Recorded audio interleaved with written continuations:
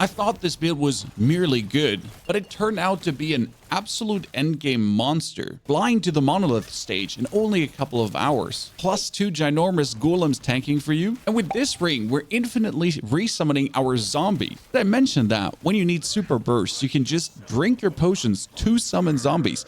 And well, we have 6 potions and each potion does 3 zombies. Now to crown this all, I worked on the survivability of this build tons. We're getting ward when our minions explode, we're getting ward when enemies die, and we're getting ward whenever we use any summon skill that we have. Plus, every single minion we have gives us tons of bonus armor. Now, how does the gameplay loop look? Gameplay loop couldn't be more fun. We simply teleport with our mages, right-click to summon a zombie, he explodes, we get ward, then we go on with this.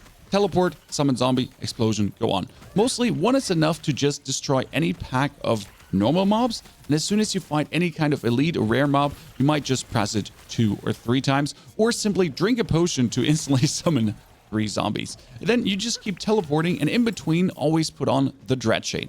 Dread Shade on the pack, explosion, more damage, simply like that.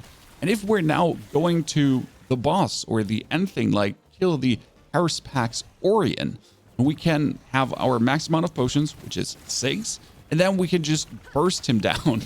Because that's where the real fun begins.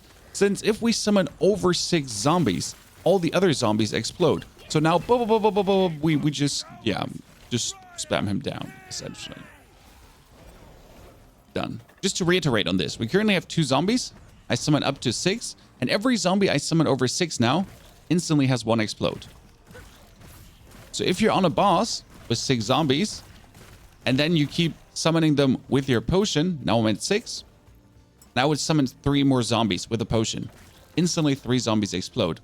And that's how you're going to be super bursting the enemy down. If you do ever run out of mana or need to regain a little bit, we have tons of mana regeneration, but we can also rip blood to heal and restore copious amounts of mana with insane attack speed. First skills, then passives, very important here, followed up by gear. Keep in mind that most of the uniques I got around level 75 to 80 before I was already zooming like there's no tomorrow. The items just make it so much more fun, like that second ginormous golem. I'd be working on a third one. Rip blood. And here we're beginning with points into cast speed, then we go into blood orbs come faster back to us, and these blood orbs give us mana.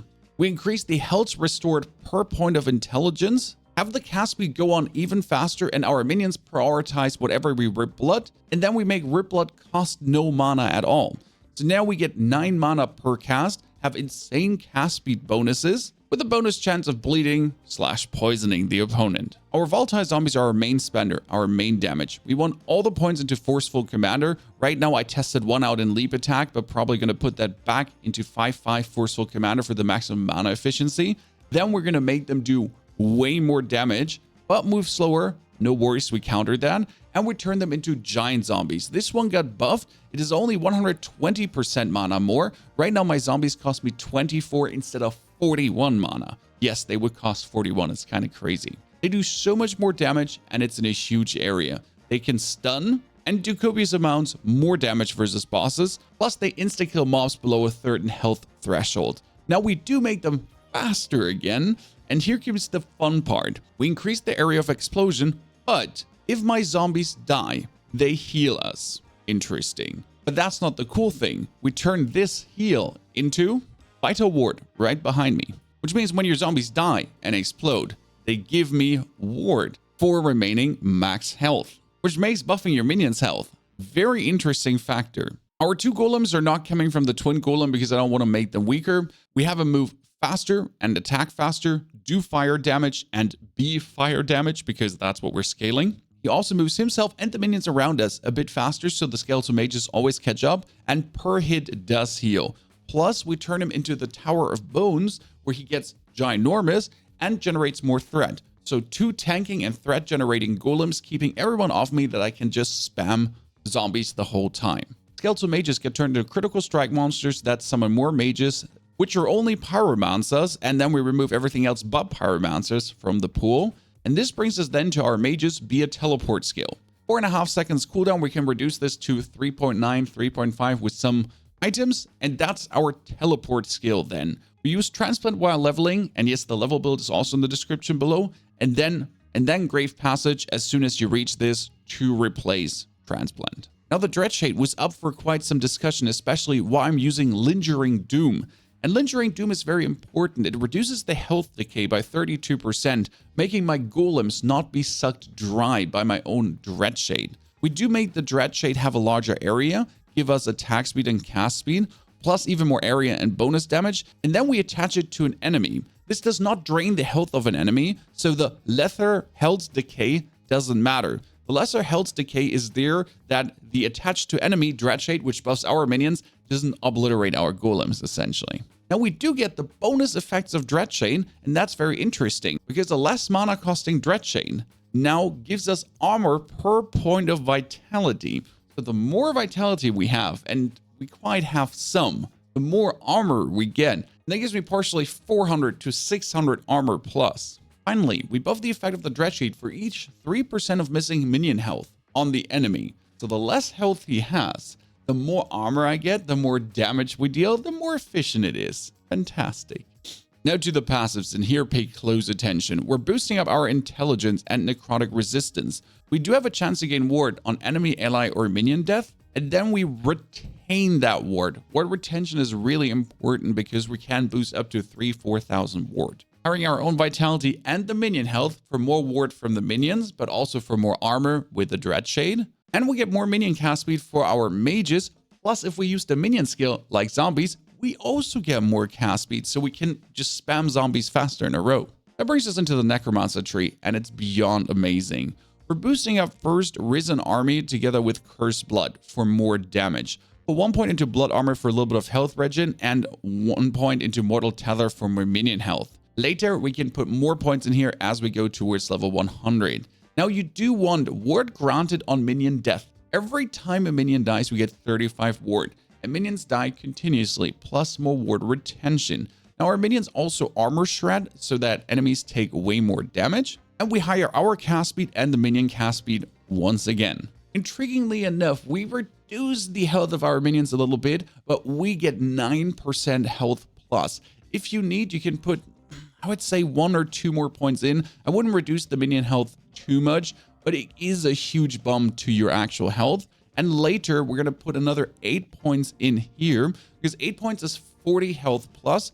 Not that much, but the 40 health plus then multiplied with all our other multipliers goes quite higher and increases the attack speed of our minions, which is very good for the mages. Where we're going though from Tyrant is into Cling to Life, more vitality and minion all resistance, and then we're getting armor per minion. Yeah, isn't that good? And they get more health regeneration too. They might have less health, they might get health drained from them by the shade, but they also regenerate it back, and I'm getting a huge amount of armor, plus I can summon those 6 zombies x12 armor, boosting me further. Let's give our minions more fire damage because our zombies explode for fire and our golem does fire damage as well. Our mages are pyromancers, kind of makes sense. Then we're increasing the critical strike chance, plus we'll increase the critical strike chance furthermore here. And we go our all resistance and necrotic resistance up, plus all resistance and necrotic resistance of our minions. And boost this even further if you need more elemental resistance. And lastly, we get 1 maximum skeleton plus. Now we do have the Warlock and the Lich Tree, and the Lich Tree has something that you could invest into. And that is Apocryphia, which gives us intelligence 1 point, and then increased mana regen 2% per point. That could give us another 20% mana regen for 10 points with a huge boost in intelligence. It's kind of worth it. I'll be probably on the way to level 100 yoinking some points in here. The mana regeneration usually comes from our equipment. Here's the first unique, the Cycle of Putrescence. Your volatile zombies have a chance to resurrect equal to 100% divided by your number of zombies. That increases the minion spell damage by 80%, gives us a little bit of poison damage to the damage over time spells, don't really need that, and then 1 damage to damage over time minion skills, boosting all our minion skills, and a little bit of fire resistance. And yes, we're actually wearing 2 of them. Until you have these, minion damage rings are your friend. Now the second unique that we're using is Aaron's Will, plus maximum bone golem per 4 maximum skeletons. Maximum skeletons here is more mages, more maximum skeletons. and that is surprisingly easy to achieve. Necromancer Mastery gives us 1 skeleton and 1 skeleton mage. Then we picked up +1 skeleton mage from the passive tree, and we have +1 skeleton mage from here too. 0 effort for 1 free golem. Now you could say, Pony, why don't you use summon skeletal warriors as well? You cannot summon skeletal warriors, archers, or rogues with this armor. The bone golems get a chance to give us ward on hit, fantastic, and our overall health and minion health is increased, working well with our minion death, explosion, ward gain, and everything, and +1 to all minion skills. It's frankly spoken amazing. For the belt, you're looking to kill exiled mages because you want the volatile zombie summon on potion use and the minion damage. And here, as many potion slots as possible. We get bonus endurance and increased health on this and mana regeneration. Frankly spoken, the perfect belt, making us more sturdy overall and regenerating our mana. For the offhand, I'm trying to take the fire damage one because it increases our minion fire damage by 67% and all our minions are doing fire damage. Then overall minion damage increase and mostly resistances over here. For the boots, I'm currently taking the bonus traversal skill that teleports minions with us, taking either some of our mages or some of our zombies always in the backpack. Could take haste on traversal skill as well, moving you faster. What you also want is the cooldown recovery speed to be able to teleport even more or faster in a row. Gloves, I haven't really found the ones I'm looking for. Right now, just mana regen as the intrinsic stat, a little bit of armor, and then mostly resistances. Yes, gloves can have minion damage, and that would be working fantastic. Pretty often we're using fleshbound tomes. They give us minion damage and minion health, and here they can go up to 66%, 41%, and yes, this one might be replacing the current one I have. On top of the intrinsic minion damage, they can have minion damage themselves, and right now that is with plus mana. Plus mana is always good. More mana into more zombies, into more mana regen, fantastic. Grants us ward per second as well and some resistances. The ward per second works fantastically well with all the ward retention and the ward gain we generally have. Then a one-handed wand with plus mana, again 55, and then another plus 60 mana and increased mana regen.